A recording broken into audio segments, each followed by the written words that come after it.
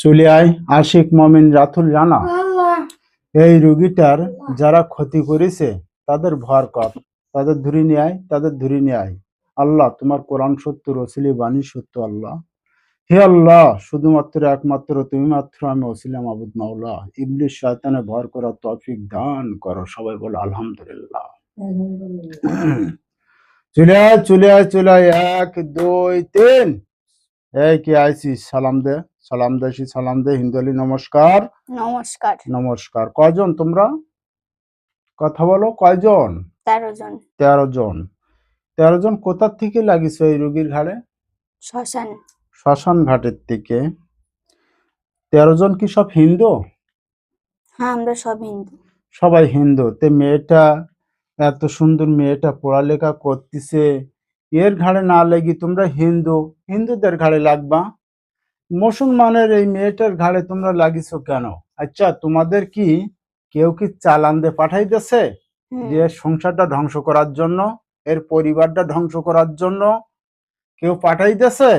এর পরিবার নির্বংশ করে দেব, নির্বংশ করে দেব আমরা। ওরে বাবারে, তাহলে এর পরিবার নির্বংশ করবা? এই এই যে রুগীটার ঘাড়ে ভর করে এর পরিবারকে তোমরা কি খুন খরাবাদ করবা না মারি দেবা?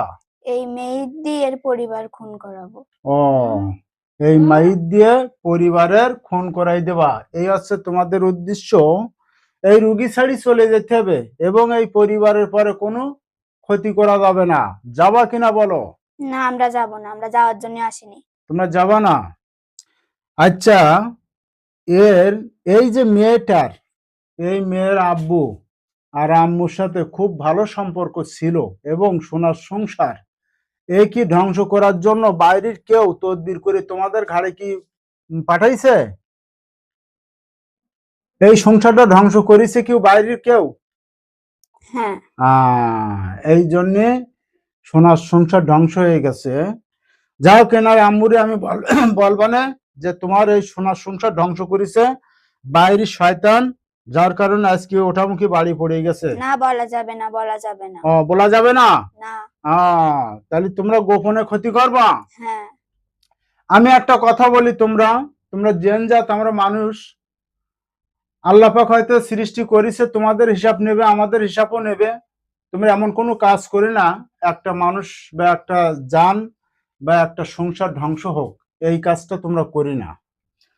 আমি তোমাদের সম্মান রেখে কথা বলছি এবং আমি ইচ্ছা করলে আমি জবাই করতে পারি, বোতলেও ঢুকতে পারি।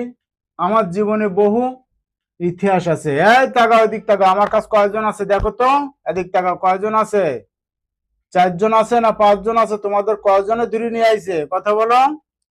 4 জনে।